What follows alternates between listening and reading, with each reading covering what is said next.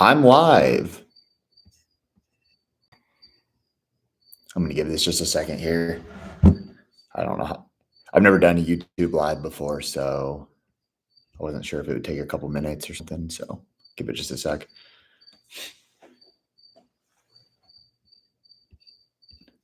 There's so many features. All right. So I was going to type out some stuff that I kind of had on my mind. And as I started typing it, I realized I really don't enjoy writing. And like, I'm really good at just like spilling out thoughts and talking about stuff. But when I write it, I start overthinking. If you want a good writer, you go, Gabe can write something for you. I was thinking, I don't even know if we have access to all those old blog posts that he used to write, but Gabe's a really good writer, but I'm much better at just kind of talking. So that is what I'm going to do. Um, I had a conversation with someone today at the gym. Today's conditioning piece was very gymnastics heavy. Uh, and the fitness track kind of was a little bit different. It didn't just do like scaled down versions of uh, the gymnastics movements. It actually had like some gymnastics strength stuff in there. And I had a brief conversation with somebody about it. Um, and I thought it got me thinking, and I felt like I needed to do a better job of kind of explaining the strength aspect of gymnastics. But then I also started looking at some of our programming coming up in the next couple of weeks. And I think I have an opportunity to really help some people make some big improvements on their gymnastic stuff. So that's what I wanted to talk about. Hey, we got people here. Do you think Gabe was Chat GPT a thing when Gabe was doing those blogs? I don't know, man. I think Gabe is Chat GPT. I think when you type something into Chat GPT, it emails Gabe and he's right there giving you answers. Damn, Jesus, I should have blocked you. So actually, you guys are going to be distracting. I don't know if this is a good idea at all. So I wanted to give a little bit of kind of a background on how I do programming. So it's become very common in the functional fitness space, CrossFit, high intensity training, functional fitness gyms to outsource your programming. I've done it before. I've done Mayhem programming, or you guys have. I've done it for the gym. Mayhem programming, Misfits programming. There's probably been a couple others. In fact, there was definitely like 2 or 3 others if you want to go back 10 years or so. And especially when I was new to training and programming, that stuff was very helpful because it allowed me to kind of just like take somebody else's expertise and then plug it in. And when you're training for general fitness, some of that stuff doesn't really matter, right? It's like as long as you're kind of lifting heavy a couple days a week, you're getting the heart rate up, you're practicing some skills, you can kind of mix and match that stuff however you want. And in general, people will make progress. So I have outsourced that in the past, but I noticed every time that I did outsource programming, uh, I started feeling like a little bit disconnected. Uh, and after taking programming over again and then outsourcing it and kind of having the same feelings multiple times, I really realized that like that's what I thrive off of. I really get a lot of fulfillment out of doing our programming and then watching it, uh, watching you guys do it, watching that program go from like kind of my brain to paper. And I draw inspiration from workouts and stuff I see all over the place. So it's not like 100% organic. But I get a lot of fulfillment out of pushing that out to you guys and then seeing how it plays out, which is why I've done our programming exclusively for like the last 2.5, 3 years. Um, I think another big advantage of that is I get to, in general, kind of see where everyone is as a whole.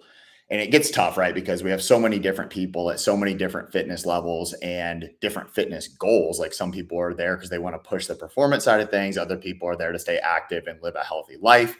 And in general, everybody needs to be doing kind of the same type of thing, but there's some distinctions between the uh, version of the workout, which is why we do like our 3 different tracks. Um, but I, in general, get to see kind of like, okay, what are people getting really good at? What if people responded well to. And then on the flip side, I get to see like in general, what do we suck at? What are the things that in general this group of 140-ish people don't do well? Um, and so I kind of started thinking on that and listed some of these out. Um,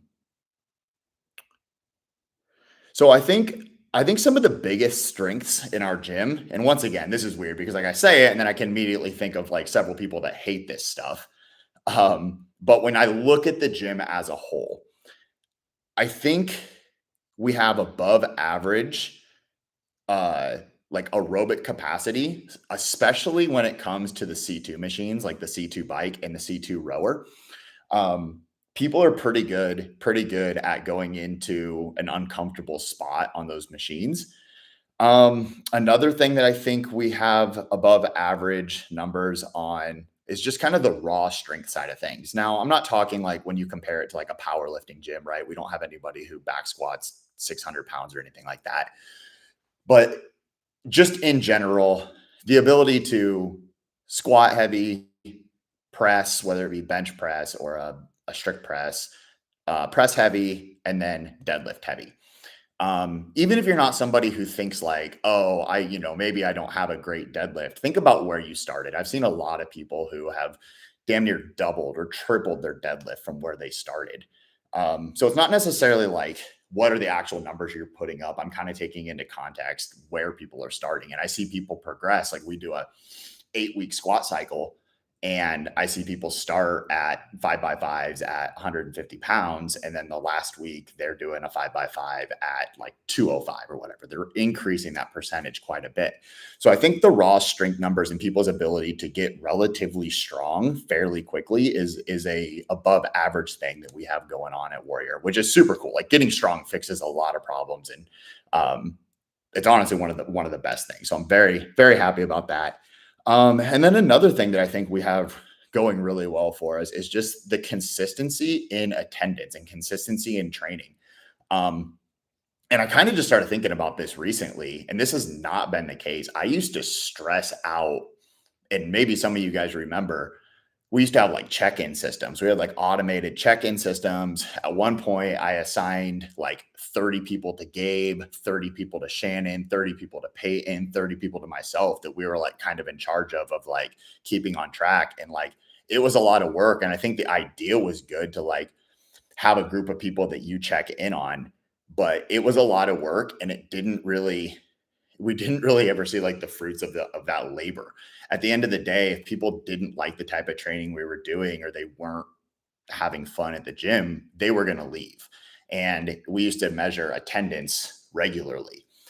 And honestly, since I kind of quit worrying about it and kind of took the mindset of just like, hey, here's the program we're doing, we're going to work hard. And if you're in, you're in. And if you don't come back, or you only, you do the classic, like come 2 or 3 days a week and then we never see you again.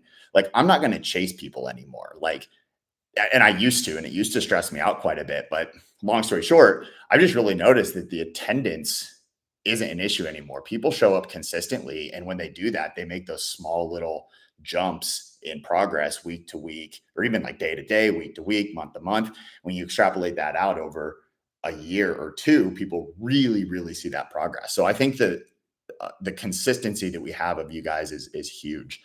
So those are the main three: C2 machines, raw strength, and consistency in training. I'm not saying those are the only three things that you do well. I just think those are three things that we have going for us that are well above average. And then I added two bonuses that I've noticed increasing, getting better and better over the last year or so. So kind of recent, because I'm looking at this on like a 12-year spectrum from where we started. Over this last year, the ability to understand workout structure, especially on the more complex days. I know it's been about a year ago. I think I wrote something about we're going to be doing some more in-depth movements or in-depth like rep schemes. So even something like yesterday where we had one movement going up in reps, one movement going down in reps, and you're doing around every 10 minutes. Like at this point, that doesn't even seem that complicated, but I think we go back a year or 18 months ago, and some of that stuff was a little bit hard to follow. So super proud of you guys for I don't know if you're looking ahead or just paying attention at the whiteboard, or maybe you have a buddy in class that like helps you out with all that stuff. But either way, that's going great. So I'm super happy about that. Um, and then just the last bonus for the positive is just the general attempt and effort that people are making to achieve the stimulus of the workout.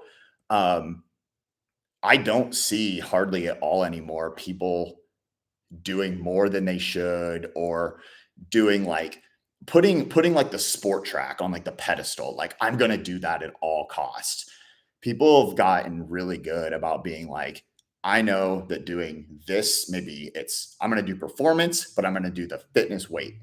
And that's what's going to get me the stimulus today. And that's how I'm going to leave the gym feeling good. People have gotten really, really good about that. I've seen a lot less like ego driven lifting. Um, and I think it's not even lifting, but just like workouts in general.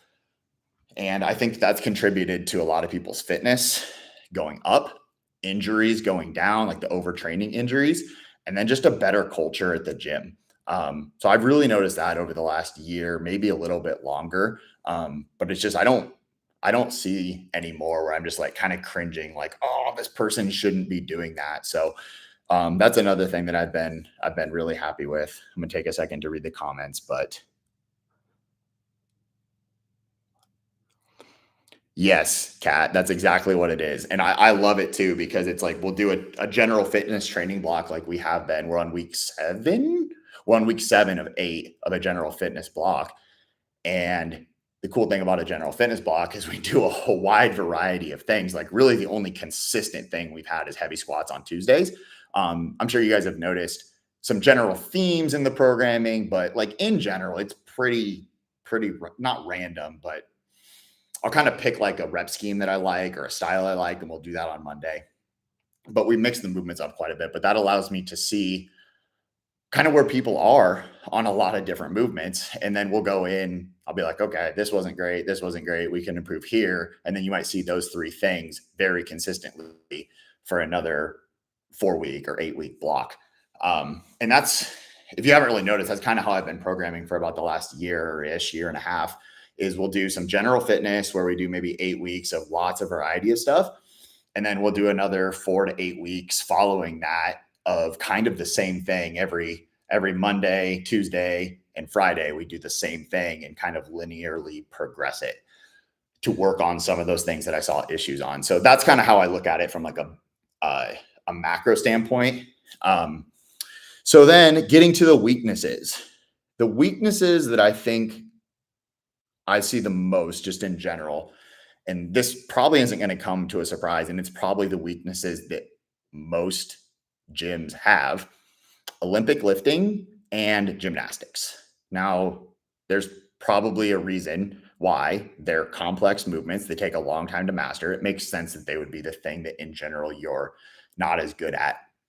But what I'm kind of looking at here is the discrepancy between the level of fitness that some people have and then like their Olympic lifting ability, or the level of strength and fitness that some people have and then their gymnastics ability. So I'm not just looking at it as like, oh, I think you need to be able to hit these standards. Kind of look at like a group of people and be like, oh, wow, you can deadlift 300 pounds and you can row a 5K in 20 minutes and you can do 3 good strict pull-ups. But you can only snatch 85 pounds. And I've had this conversation with several people, and I say it to try to like encourage them, but I think a lot of times people think I'm just blowing smoke up their ass. But I'll see, let's use a hypothetical lady, for example. I'll see a lady who can deadlift like 300 pounds and they can overhead press 110 or 115 pounds, and they can front squat 190, like a strong person. And then when it comes to something like a clean, it's like 125. And so I'm just seeing these like big discrepancies between strength numbers and then Olympic lifting. And that comes down to a couple of things. I think you could have technique issues, right? Like just the positions that you need to hold, the rhythm of the lift, just like coordination, athleticism, things that take a long time to develop. I mean, that's probably the main thing. I felt like I had a second thing I was going to say. Um, but just in general, just seeing people that are strong and fit, but then lacking in like one component, that one component is typically Olympic lifting or gymnastics. So I wanted to talk a little bit about like how to get better at certain movements. So I kind of categorize movements into, hold on, what are we going? Bring back the ski erg. I know we have 5 ski ergs, and like to program them in class, we need 5 more to do it consistently. And if you guys can figure out how to organize the room so that we can get 5 more ski ergs and things don't start getting crowded, I will buy 5 more ski ergs. But I have an equipment addiction and we're running out of space. So anyway, I've kind of organized movements into essentially you guys that walk through the door 99.9% of the time, I don't have to be your cheerleader. Getting you to work hard has never been the problem. Getting people to pull back is really what I spend most of my time doing. You probably think about the stuff that you hear me cueing and coaching and suggesting. I'm not just me, but other coaches as well. Like, hey, make this one a little bit easier than you think, or like scale this down or go a little lighter. Like we're saying that probably more often than go heavy. I say that and I think of like 5 people that I'm always telling to go heavier. But anyway, my point here is that there are some movements that you can simply just work harder, go harder, and get better at. But they're very limited and they're very few and they're very simple. Things like biking on a C2 bike. As long as you get the seat set for your proper height, it really is just like you and that monitor. And the harder you push it, the more fit you're going to get. Obviously, we need to bring into the equation like learning how to pace depending on the length and the duration of the workout and that type of thing. But just in general, pushing harder on a C2 bike is going to get you more fit. Same thing with, I lost my notes here. Same things with things like burpees, box jumps, box step ups, really simple movements that you can just basically just go harder, go harder, go harder. You're going to get more fit. But that doesn't work all the way down the list. So there's some other things, there's some other simple things that you can just kind of work harder and get stronger or get more fit. I even think things like deadlifts, like your basic lifting, like deadlifts, pressing, squatting, most of the time, just pushing the loads on those heavier and trying harder will result in you getting stronger. We can't have too much form breakdown, but a decent amount, some form breakdown is completely fine. Not all the time, every single rep, or you just have bad form. But if you're losing your midline a little bit on a deadlift on your last rep of your set, you're probably okay. And it probably shows that you're pushing it up to kind of an appropriate limit for you. So things like that, you can just push harder too. It starts getting a little bit more complicated as you get into more of that complex and dynamic stuff. Things like kettlebell swings, dumbbell snatches, even things like wall balls. Now you're moving your body with an external load that requires proper sequencing, right? So if you're thinking about doing a dumbbell snatch, you can't lift it with your arm and then try to use your hips. You have to use your hips and then your arms. So there's a sequence of events that has to happen in order for you to do that movement efficiently and properly. And you can't just go heavier or just try to go faster. You're going to hit your ceiling. Your ceiling is like, so like if you can deadlift 300 pounds, but you struggle to use a 35-pound dumbbell in a conditioning workout, it's probably not a strength issue. It's probably more of a, you haven't taken a few steps back, made sure you're doing proper sequencing and all that kind of stuff. And then you have your more complex stuff like Olympic lifts and gymnastics, that if you struggle at those things, like you don't have any kipping rhythm, you need to bring that stuff so far down to the base layer that it's going to almost feel stupid. But there really just is no other way to get better at it. And that's kind of bringing this full circle to what kind of inspired this conversation was the gymnastic stuff. And I've been preaching it a little bit during some of my coaching sessions, but like just getting on a bar, hanging from a bar, engaging your shoulders, and doing 10 smooth, controlled kip swings where you're initiating that movement from your shoulder and not your hips. I think we have people in the gym who can do kipping pull-ups that can't do 10 very controlled full range of motion kip swings. And I think without that base, you're always going to be limited to just like 2 or 3 or 4 kipping pull-ups, and then you get out of rhythm or something to that effect. Not to mention, you're probably not strong enough and you're probably not engaging the right muscles to take all that load. And you're probably putting yourself at a little bit of a higher risk of getting like a shoulder injury or a shoulder tweak. It's the reason why today in the fitness track, we had V-ups and push-ups instead of hanging knee raises or something, or jumping bar muscle ups, because a jumping bar muscle up does not build the prerequisite strength to do a muscle up. And in fact, it actually lets you learn how to kind of throw yourself over the bar without using the correct muscles. So I think for a lot of people doing a bunch of jumping bar muscle ups, it might get your heart rate up and it might be fun, but it doesn't actually progress you anywhere closer to doing something like a bar muscle up or a toes to bar. Same thing with like a hanging knee raise. If you're just hanging from a bar and bringing your knees up to your hips, you're working your abs a little bit and you're working your hip flexors a little bit. But I think the thing that a lot of people fail to understand about gymnastics on a bar is it's a shoulder movement.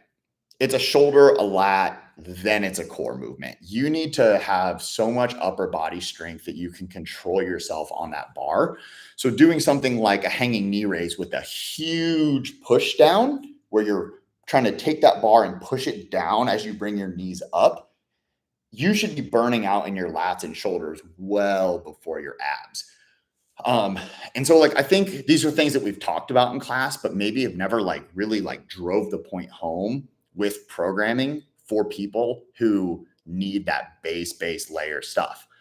And that's what I'm trying to start that conversation. And then looking ahead to next week and the week after that, I want to start throwing in some of these things.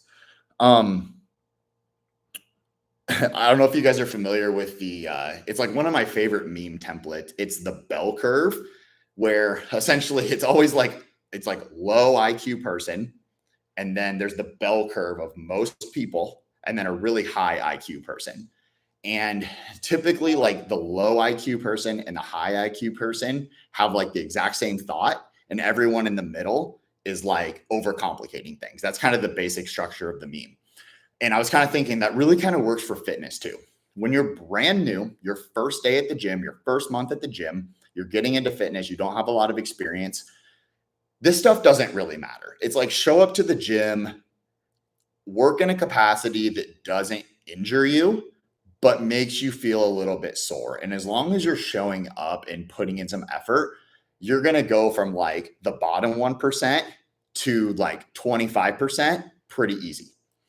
And then you have that like 25 to 75% where most people fall in. And to get from like that 75% to like the top 80 or 85%, you have to put in work that's not just, I'm going to work harder. I'm going to work harder. It needs to be like thoughtful. Here's how I'm going to get better at that thing. I can do kipping pull-ups. I can do good kip swings, but like I am just disconnected when it comes to a bar muscle up. Like let me finish my bell curve meme because it's my favorite thing. But then when you get onto the high level of fitness, it kind of doesn't matter again. Once you've achieved all these things and you have all the skills, and sure, maybe you can increase your capacity here and there, it doesn't matter. Like once you get to 85% of your peak fitness, you can kind of just go back to doing whatever, and you're going to continue to get better. So like on the ends of the spectrum, it doesn't really matter what you do as long as you're working hard and moving well. When you get in that middle though, if you want to progress through that middle where most people are at, it takes thought, it takes intentional training. And we try to provide that with our tracks and just like general coaching. Um, but really some of that stuff kind of starts falling outside of the lines of a group training model. It gets into personal training, like one-on-one time, or spending the time looking up YouTube videos on drills. So I'll go back to kind of where I was a second ago. Somebody who wants to get a bar muscle up, they can kip, they can do toes to bar, they can do a kipping pull up. But every time they go to do a bar muscle up, they are still doing, like, I call it the world's biggest chest to bar. They jump in, they load up their kip, they come up, and then they pull their chest to the bar as hard as they can. During a bar muscle up, there's zero elbow bend. There's no pulling with the arms. And so, like, when I see people do that, I just am like, you don't even have the basic understanding of what it feels like to engage your lats and push that bar far down. And if you don't have that, you will not get a bar muscle up. You might get lucky one time and you might chicken wing an elbow over and then kind of wiggle this one up and then press out of it. And that's great. You've got on top of the bar. You've got your first bar muscle up. Your fitness is obviously increasing. But, and there's probably some of you listening that are this person. And it's like, one day I can get one, another day I can get it. I can't. Another day I can get one. Then maybe I strung two together and that was huge. But then I haven't done that for 6 months. And like, you have to go back to some of these basic drills that I said, like, they're kind of falling outside of the scope of group training, kind of, because I do want to start implementing that stuff a little bit more. But that kind of applies to every movement, right? I'm just saying that things like gymnastics and Olympic lifting, it's even more important. You could apply it to something simple like rowing, like knowing your pace, understanding the numbers on the rower, all of that kind of stuff. When you're in that middle, like 60% of that bell curve, if you want to progress, those are the things that you have to do. Comments again. Building for lease next door. We should lease that building to store equipment. Not a bad idea, Brock. If you lease it, I'll sublease it from you and store equipment.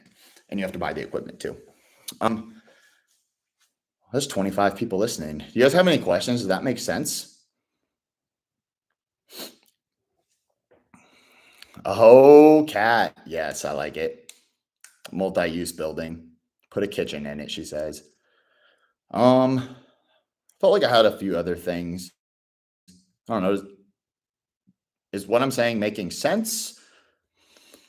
Okay, so I think last part here, kind of talking about how I want to implement some of this stuff. So I think either next week or the week after that, we have another workout that's like pretty gymnastics focused. And I think the way I programmed it after thinking about some of this stuff is like, if you're at that base layer of like, you're a fitness person, you follow the fitness track, especially when it comes to gymnastics. I'm not really talking, you might have like an amazing aerobic capacity and can do like the top tier programming when it's like just a row day. But when it comes to gymnastic stuff, you find yourself doing like those basic things again. I think the problem that we're falling into is that, and this was kind of the problem that I had with traditional CrossFit programming and why we kind of moved away from traditional CrossFit programming, is that you have like these two opposing things. Most of the workouts we do are for time or an AMRAP, and it encourages you to work hard, right? Like, oh, I only got 10 minutes. I need to get as much work done as possible.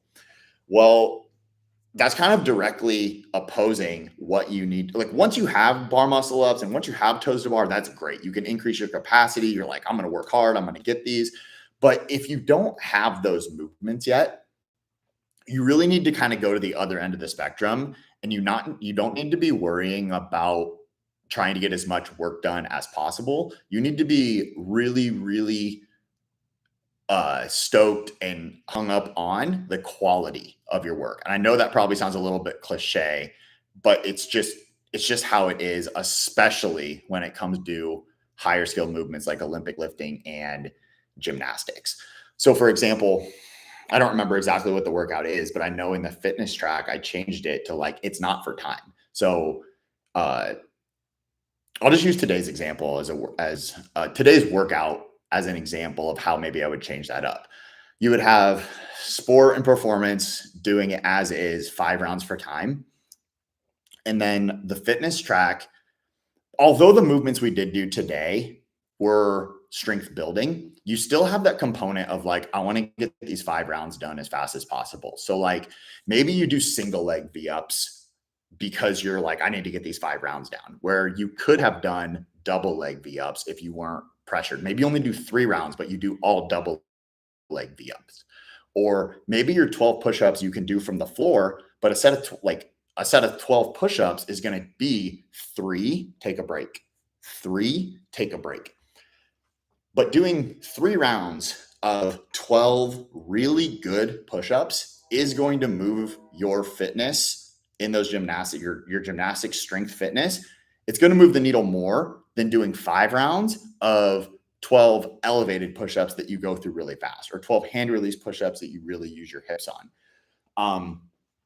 And so like doing things like for pull-ups, instead of doing ring rows or rack chins or jumping pull-ups, things that allow you to move through that fast and not get a lot of time under tension to build the strength. Like I think we need to be doing things like, accumulate 1 minute in a flexed arm hang. And that might be 10 seconds. And then your arms are smoked and you have to rest 30 seconds, 10 seconds, rest 30 seconds.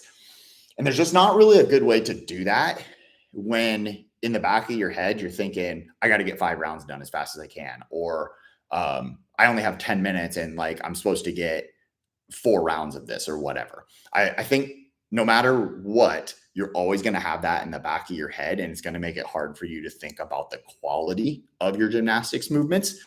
So I think we have like an issue with like these two things directly opposing. So I'm going to program some more gymnastics based movements, and we're going to try that with the fitness side of things. And this is where it gets a little bit complicated because everybody comes to the gym with like different goals. I'm just going to provide you with the information and the programming that I think is best to progress you from having no toes to bar to doing toes to bar. And if you look me in the eye and say, I do not care about doing toes to bar, I come to the gym to feel good when I leave, and whatever your reasons are, I'm not going to argue with you about that. Like those are your reasons. And like this all kind of stems from a conversation I had with someone today who wanted to do jumping muscle ups. And I just kind of immediately dismissed it because my brain was like, no, we need to build the strength. But then after I thought, I'm like, jumping bar muscle ups could be fun. And it could be like the reason that this person was like really looking forward to coming today. And like, I feel like I kind of just like shit on that. So it gets a little bit tough when you have like all these people with different goals and different reasons for coming. But I think in general, most people want to progress their gymnastics movements. I was talking to someone the other day, like about 6 months ago, maybe a little longer now, I started getting people on the GHDs and doing wall walks. And there was like a period there where nobody did ab mat sit-ups. They either did GHD sit-ups or GHD holds. And, maybe people have like a shoulder injury or have an issue going upside down. They weren't able to do the wall. Like if you have an injury and that kind of stuff, like this stuff doesn't really apply. I'm talking about like fully capable people who just didn't like to do wall walks. We got them on the wall and they started, holding. And then a couple weeks later, they would take a little step, and then control themselves back down. And eventually, like people were moving half full range of motion wall walks. And once they got them, they're like, these are really fun. I really enjoy this. And I'm just a little bit concerned that like sometimes people put up these blocks in their heads of like, oh, that's not for me. I can't do that. And it's like not even like this crazy negative self-talk. It's just this like,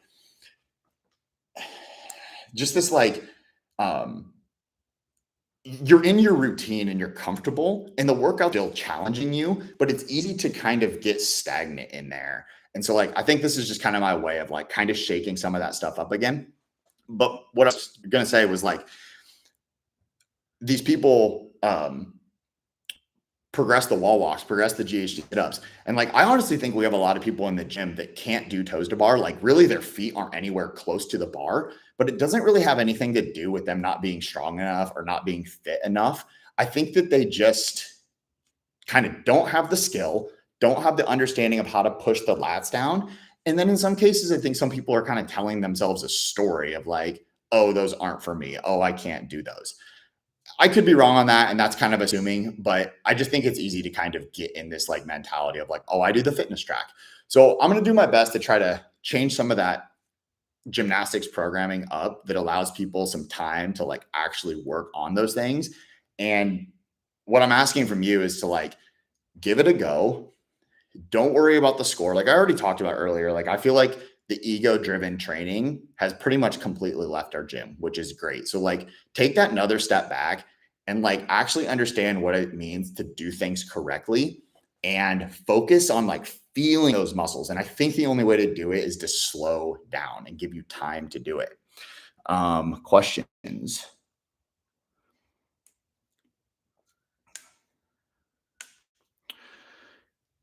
Tinks, toes to tink.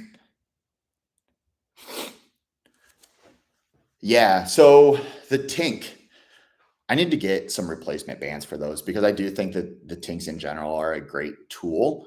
Kat, to answer you specifically, I think you need to be doing both. I think the V up is probably the best movement for building, kind of hesitant to say core strength, but just like it teaches you the ability to like fold your body in half, which is necessary to be able to do toes to bar. And people that can't fold their body in half, it's like one of two things. You either don't have the actual ab strength and hip flexor strength to fold in half, or you don't have the coordination. What we'll see a lot of times is people's feet come off the ground, they stick in the air, and then they just reach for their toes. That's not really folding your body in half, right? That's just kind of like lifting your legs and then touching and then going back down. So I think if you're somebody who has some toes to bar, you can maybe do like bring the tink down a little bit and you can do like 5 or 6 or maybe even 10 of those. I think you need to be doing both tinks and toes to bar. And then sometimes it just kind of comes down to what's the workout that day. So like today where it was 5 rounds for time and intended to be kind of fast, I was encouraging people just to do the V-ups just out of simplicity. But I don't know if there's a right or wrong time to do those. So I think both. Hip strength. Yeah. So like hip flexors. Yeah. So then like, I guess I want to leave you guys with like some tangible things you can actually do. We'll just kind of talk gymnastics. This applies to every movement, but it really applies to gymnastics and Olympic lifting, is videotape yourself attempting things. Try a bar muscle up, try a toes to bar, try some kip swings, whatever level you're at, like find the most basic thing that you can do and videotape yourself. And then when you get home, go to the internet, probably YouTube. You could probably use Google, possibly DuckDuckGo. I don't know.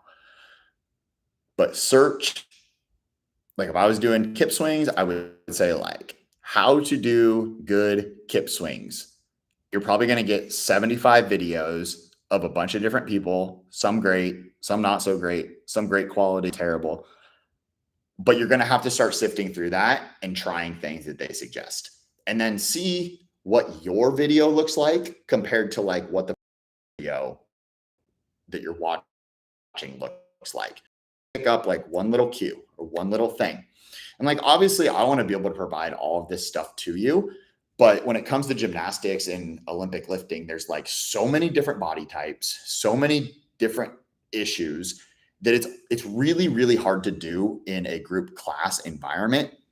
I don't know if there's interest in maybe like some sort of a seminar or like once a week for a few weeks, get together and like work on that stuff. I'm sure there's interest in it. I just don't know what logistics would look like. But essentially what I'm trying to say is like, this is starting to get outside the scope of like group class fitness. We can direct you in the right way, but you need to be taking it upon yourself. Like, how hard is it to, before class or after class, go throw on your gymnastic grips or not, whatever, and do 5 sets of 8 kip swings on a bar and just practice that rhythm, or 5 sets of 8 double leg V-ups, like whatever that level is for you. The consistency of doing it 3 to 5 times a week is going to be so much better than me dedicating a 1-hour class to everybody of all levels doing all gymnastic stuff. Because once again, it's the consistency that's going to help you figure this stuff out. Well, I'll probably wrap it up there unless anyone has any other questions. So yeah, I guess just be on the lookout for maybe kind of a change in programming when it comes to gymnastics movements. It also shows who wants it. Yeah, and like that's a good point, Brock. I'm gonna say something that's like maybe a little controversial here, but I try to give everybody attention in the classes that I coach. But when I see people putting in extra effort, I am way more apt to go like really spend time with them when I see that they're like trying and they're not just like, okay, we're going to do 20 minutes of gymnastic skills, and they're like over in the corner on their phone, or like, oh, I'm just going to go hop on the bike, or like whatever. Like when I see people do that, it just makes me kind of think like, okay, this person doesn't really want it. And therefore, like, I don't feel inclined to like give you my time when I have these other people who are like over here trying. And then I feel like that sounds shitty, but it's just kind of how it is. Like when I see people who are wanting it and trying, I'm more apt to go give them tips, like go work with them, that type of thing. I also kind of get like in my head sometimes, like maybe that person doesn't want bothered, because like I do want to see everybody progress, but like maybe that person's having a shitty day and like they're really not up for it or whatever. So like I want to give people the benefit of the doubt, but like I am way more inclined to like get in and really help you when I see you like putting in the effort, for sure. And like I said, it doesn't have to be much. Just like set a clock for 5 minutes and work on the most basic version of a toes to bar you can. And then make it a little harder the next day if it was too easy. And then the next day, make it a little bit harder. I think I'll leave it there, but yeah, thanks for chiming in, guys, and asking some questions. I like talking about training, and I also feel like sometimes I can just get disconnected with not seeing everybody all the time. Like I don't like.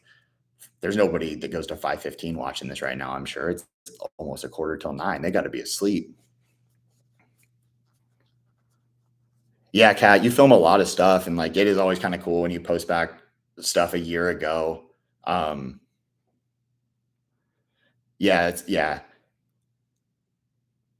yeah, because like sometimes in the day to day, you just like, oh man, toes to bar felt like shit today. I'm not progressing at all, and you just immediately have that like down on yourself thing. But then it's like, dude, go watch a video of where you were a year ago or whatever.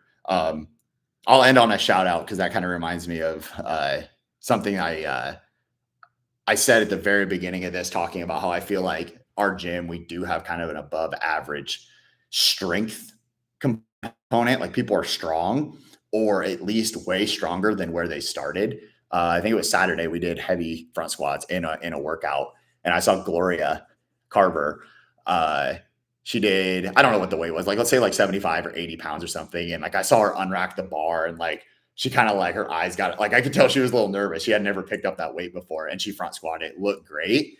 And I was like, oh, that was awesome, you know? And then like she just had this like kind of comment. It was kind of like, I was like, my one rep max is like everybody's starting weight. But it's like, I remember when Gloria started, she used the 35-pound bar for like the first 6 months. So like she's more than doubled her front squat. Like I've never doubled my front squat.